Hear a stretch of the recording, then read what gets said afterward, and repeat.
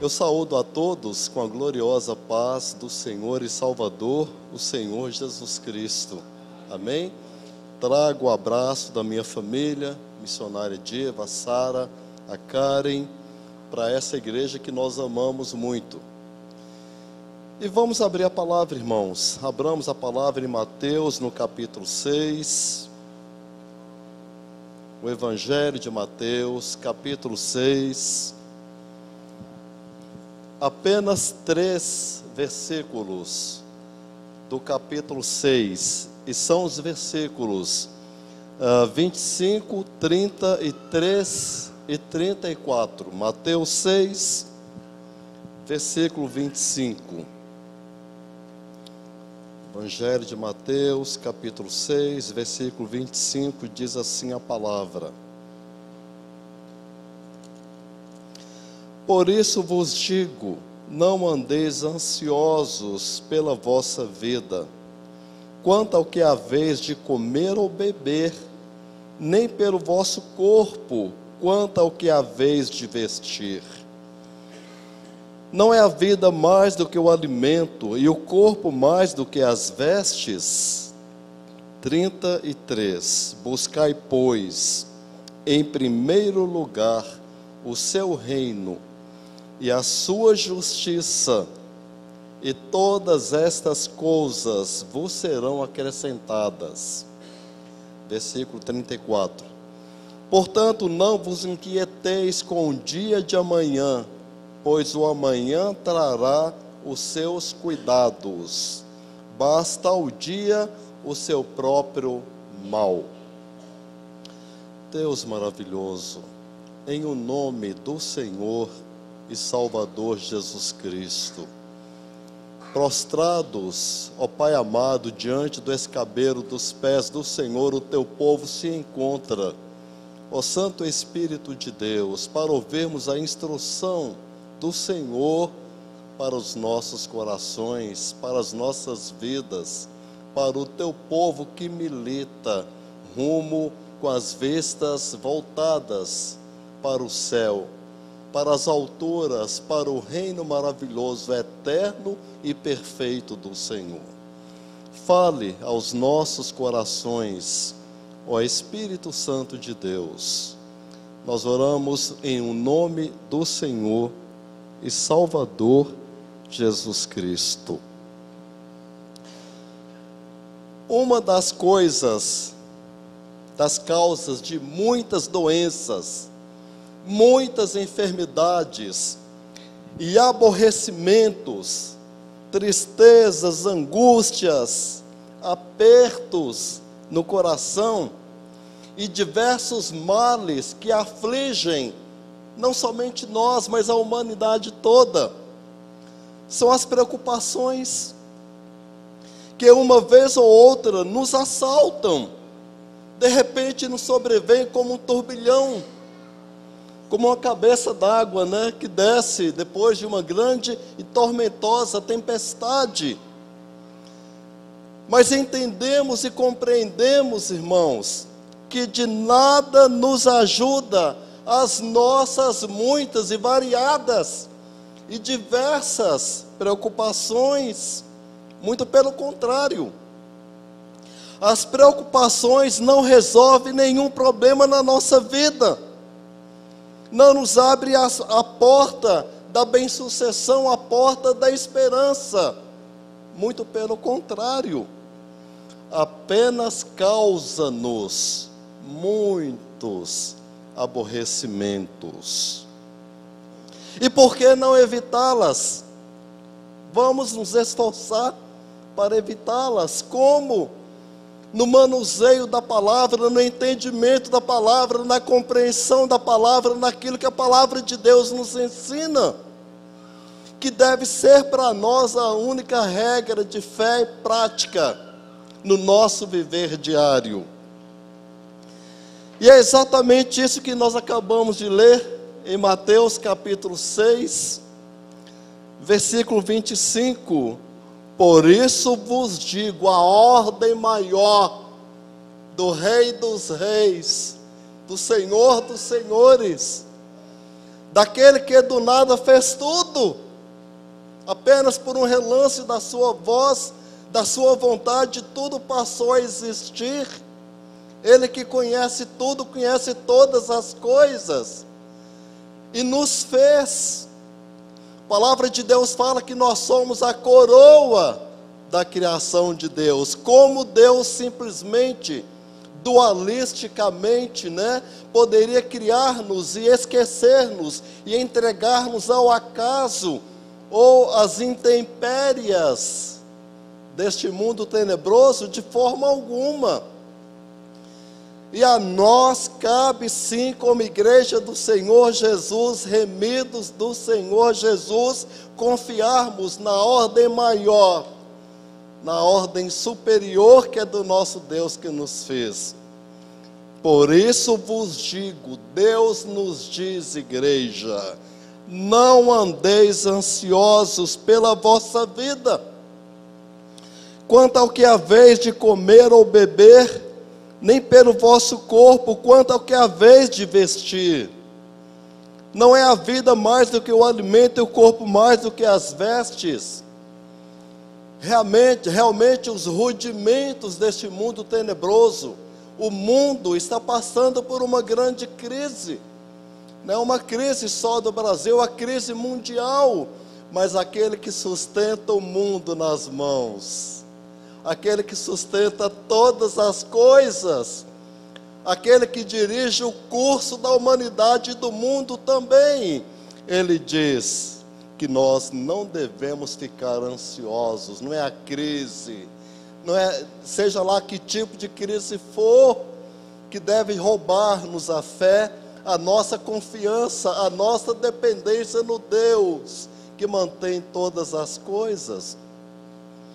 E o salmista, o rei Davi, com muita propriedade, ele disse: fui moço, e eu nunca me preocupei quando moço com o meu futuro, onde eu moraria, onde eu comeria, onde eu beberia, onde eu dormiria, e agora sou velho e nada tem me faltado, porque nada falta aos que temem o Senhor, nada falta aos que buscam ao Senhor, nada falta aos que têm fé no Deus, que tudo mantém, que tudo supre e abençoa de forma abundante e superabundante o vermezinho, o povozinho de Jacó, os eleitos dele.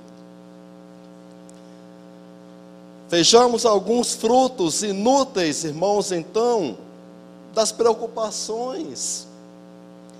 As preocupações sufocam a palavra de Deus. E em Mateus, no capítulo 13, versículos 7 e 22, no que se refere àquela grande semeadura, nós podemos observar que algumas caíram entre os espinhos, e os espinhos cresceram e sufocaram a palavra.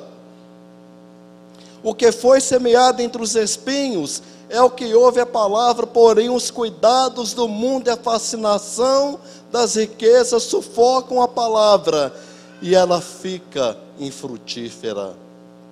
O reverendo Hernandes Dias Lopes, ele fala a respeito do ladrão, o ladrão da felicidade. O ladrão da felicidade é o diabo, que quer roubar-nos a nossa paz, a nossa serenidade, a nossa tranquilidade, no sentido de que Deus provê de forma abundante e superabundante em Cristo Jesus todas as nossas necessidades. A nós cabe confiar na palavra de Deus e saber que Ele não mente, e tudo aquilo que Ele promete, Ele cumpre, porque não é homem que minta e nem filho de homem que se arrepende do que Ele prometeu para nós. Frutos inúteis das preocupações sufocam a palavra de Deus, e ela fica então infrutífera, e nós não podemos mostrar na nossa vida, no nosso testemunho, a diferença que essa palavra faz como servos de Deus, alcançados, lavados, remidos pela espada do Espírito, que é a palavra de Deus, a trazer-nos o consolo, a trazer-nos o conforto e, consequentemente, as bênçãos advindas de uma vida de confiança e fé naquele que prometeu. Outro fruto inútil de pessoas que vivem preocupadas quanto ao futuro é que elas causam discórdias na família, causam discórdias no lar. E isso nós vemos em Lucas 10:40. Marta agitava-se de um lado para outro, ocupada em muitos serviços. Então se aproximou de Jesus e disse: Senhor, não te importas que a minha irmã me deixe servir sozinha? Ordena-lhe, pois, que ela venha ajudar-me. Afinal de contas, eu estou preparando o lanche para receber os bens no nosso lar. Quem sabe foi a indagação dela, o questionamento dela. Estou fazendo coisas boas para poder retribuir a visita de vocês, então peça para ela, que não fica perdendo tempo aí sentado ouvindo o Senhor.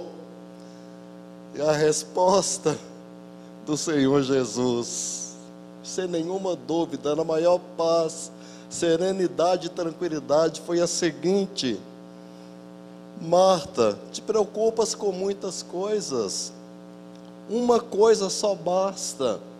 E Maria escolheu a melhor. Maria escolheu a melhor. A melhor não está correndo de um lado para outro, não se agitando, irmãos, com coisas efêmeras deste mundo passageiro. O melhor é quedar-se, de fato e de verdade, aos pés do Senhor Jesus e aprender das suas palavras. E acima de tudo, irmãos, colocá-las por obra. E ela então, a duras penas, teve que entender que a irmã havia optado pelo melhor, e o melhor era estar quedada aos pés do Mestre e ouvir os seus ensinos. Alguns frutos inúteis das preocupações é que elas sufocam na nossa vida, sim, a palavra de Deus a ser externada em obras, em feitos que dignifique o nome do Senhor, traz discórdias, desentendimentos, inimizades, porfias, facções dentro do lar. Mas também, muitas vezes, tira o sono daqueles que estão preocupados com as coisas efêmeras e passageiras deste mundo tenebroso.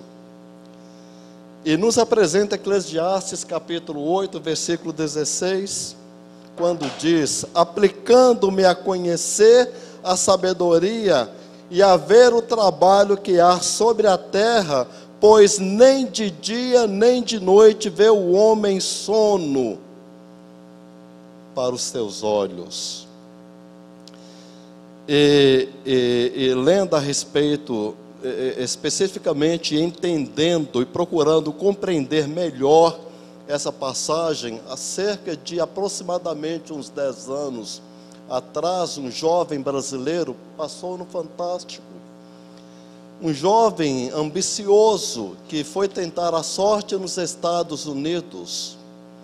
E ele já havia adquirido muitos bens, e em um espaço de tempo adquiriu uma riqueza incalculável. Mas poucas horas de sono o levou ao óbito.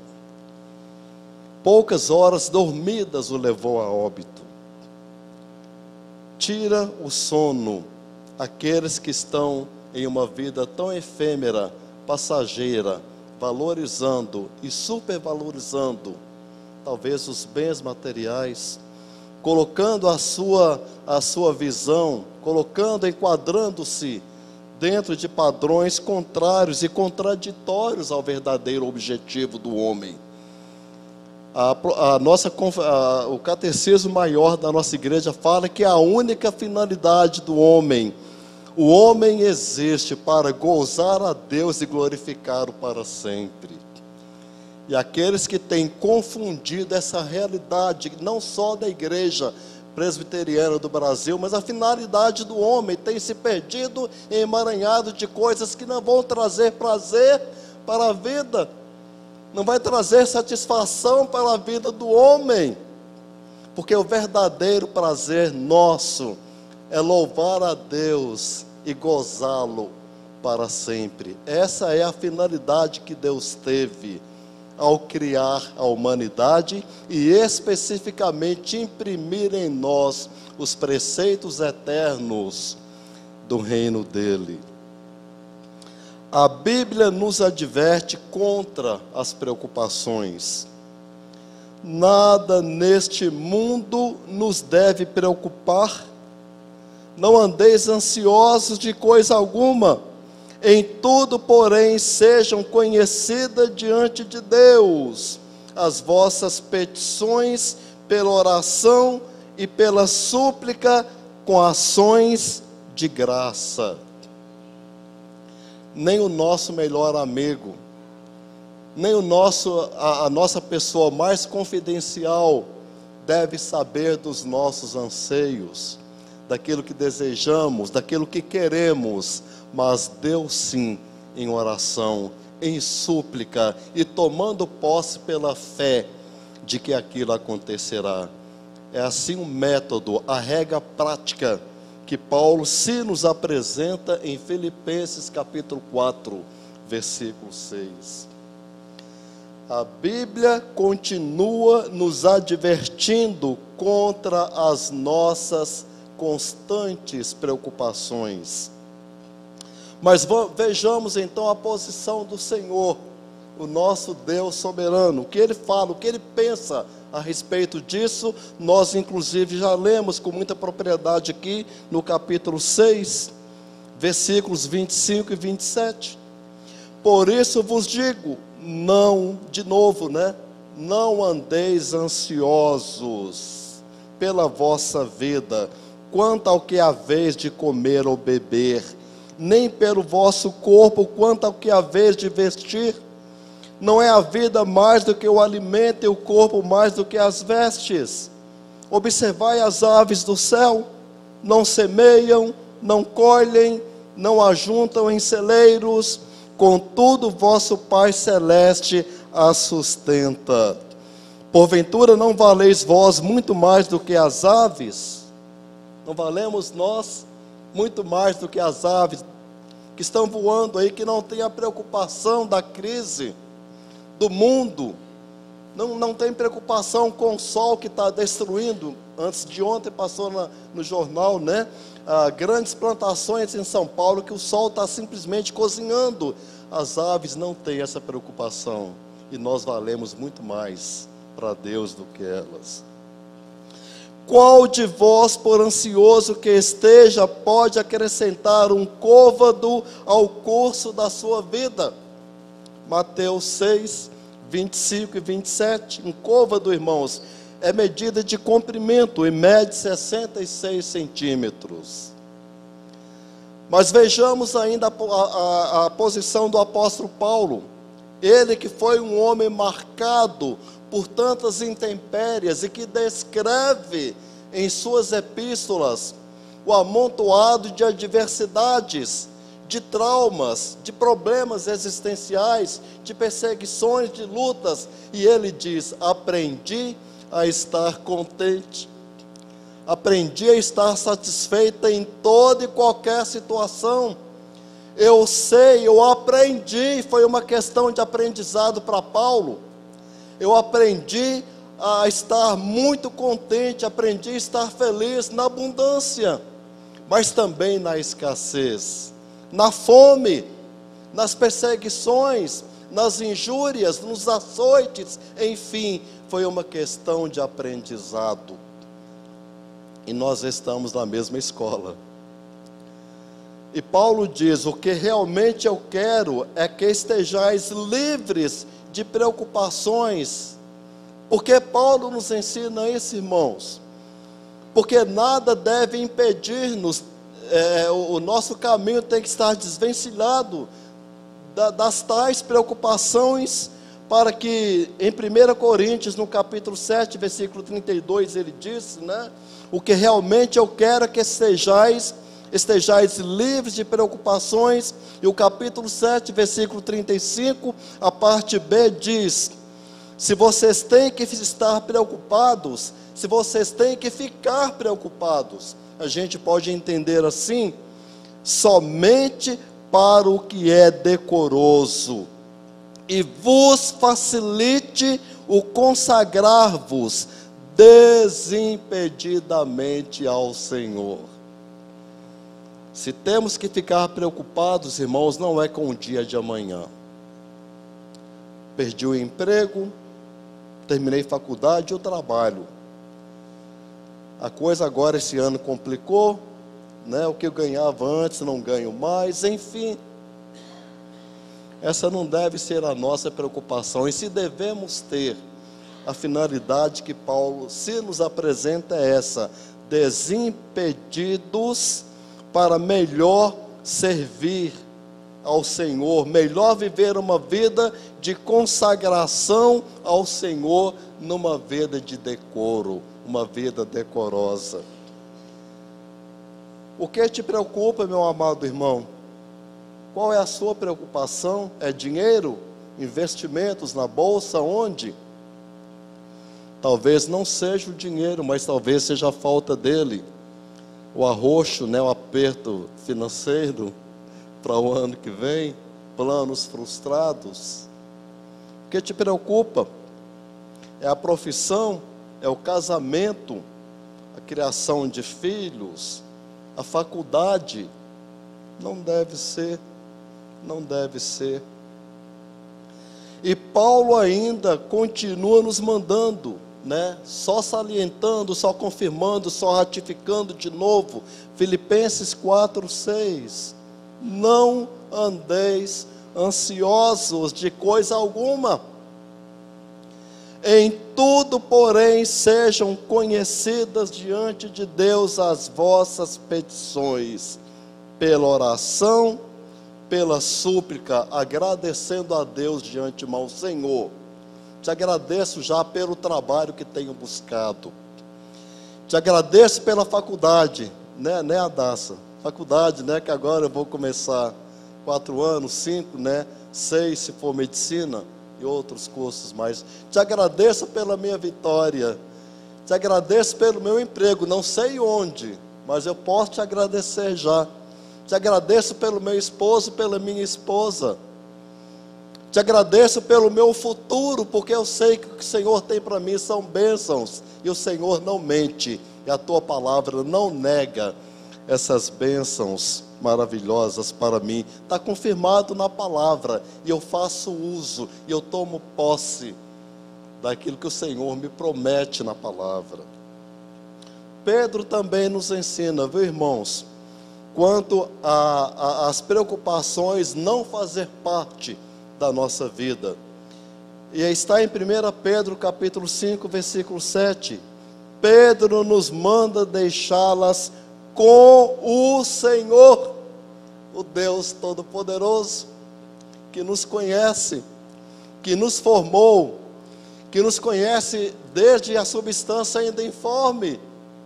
E acima de tudo, irmãos, a falta de fé nos faz entender e compreender de forma errada, que era como se Deus nunca soubesse as nossas necessidades, porque Ele nunca nos conheceu. É um desconhecimento da palavra de Deus, que fala que no livro da vida está registrada toda a nossa vida, a forma como nós viemos, está patente aos olhos de Deus, a forma como nós estamos vivendo também, e a forma como Ele vai promover-nos a glória dEle. Até isso já está tudo determinado diante de Deus. Por que preocuparmos? Essa preocupação nossa não vai acrescentar 66 centímetros a mais da nossa vida, muito pelo contrário, pode tirar, não é mesmo? Pode tirar. E aprendamos também com o Senhor Jesus, o Mestre por excelência, quando Ele nos manda crer E quando Ele nos manda crer, Ele diz com muita propriedade, porque o crer é obra do Espírito Santo de Deus, que Ele já colocou no nosso coração. O crer não depende de nós, independe de nós, porque o próprio crer é uma obra do Espírito Santo de Deus, e Ele colocou para que nós possamos descansar no nosso crer, na nossa fé, porque sem ela é impossível agradar a Deus. E João então se nos apresenta esse crer, está em João capítulo 14, versículo 1, não se turbe, não se perturbe, não fique preocupado, não fique ansioso, não tenha nenhum tipo de preocupação nesse sentido, creia em Deus, crede em Deus, crede também em mim. É a única coisa que Jesus pede, que nós possamos crer. Crer em Deus, crede também em mim. Preocupação, meus amados irmãos, é uma ideia fixa e antecipada que perturba a mente do homem, perturba o coração, traz inquietações as mais tenebrosas possíveis, nos impede de vivermos pela fé. E eu posso dizer que até de uma forma muito ilustre, se nos apresenta a vida de Martinho Lutero, sofrendo crudelíssimas perseguições, risco de morte, aquele que, movido por esse passo de fé, e passando naquele turbilhão de aflições, de necessidades, correndo riscos de vida, ele andava ali, olha, turbado, conturbado, dentro do seu quarto, dizendo, afirmando, nesse passo de fé, vivite, vivite. Jesus vive, Jesus vive, e Ele tem todas as coisas nas suas mãos, e Ele pôde usufruir naquele castelo forte de que Jesus vive, porque Ele pôde experimentar empiricamente, né? Ele pôde experimentar por experiência do amor, do cuidado de que Jesus vive. Porque Jesus vive, nós não devemos temer nada. Nós não devemos temer nada, meus amados irmãos. Ansiedade nada mais é do que um estado emocional angustiante, acompanhado de alterações somáticas, cardíacas, respiratórias, psicológicas, etc. e etc. E em que se prevê em situações desagradáveis ou não reais ou imaginárias. Nós crentes devemos aderir-se a esse tipo comportamental? Ou damos vazão a isso, ou damos vazão pela fé? Mas a palavra de Deus diz outra coisa. Jesus fala, né? E como pôde experimentar Jó? E referindo-se a tudo que Jó falou, se teve alguém que poderia experimentalmente, né, viver todo esse turbilhão de sofrimento, foi Jó. E referindo-se inclusive a esse pai da fé, que Abraão também, né, foi um pai da fé, é que a palavra de Deus fala, o meu justo viverá pela fé. O meu justo viverá pela fé. E nós conhecemos aquele cântico, né? Aquele cântico que nós já cantamos. Eu me lembro que no ano de 80, quando Jesus me salvou, foi o primeiro cântico que eu aprendi. E como me marcou, especialmente no meu início, né, da minha trajetória cristã com Jesus, me ajudou bastante. E em situações na qual, né, tenta nos afligir, eu canto esse cântico no meu culto. Não olho circunstâncias, não, só olho o seu amor, não me guio por vistas, alegre estou. Não olho circunstâncias, não, só olho o seu amor, o cuidado de Deus, porque o justo viverá pela fé. E o que é fé? O que é fé para você que está passando por essas lutas, essa peleja? Parece que não tem fim, parece que avoluma-se, né, diante de você, diante de nós. Hebreus nos apresenta, Hebreus 11, capítulo 1, ora, a fé é a certeza.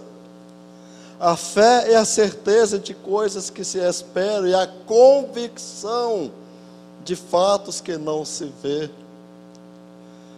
É por isso, irmãos, que o Espírito requerendo de nós essa vida de fé, é que ele fala que o justo viverá por ela. O justo viverá pela fé.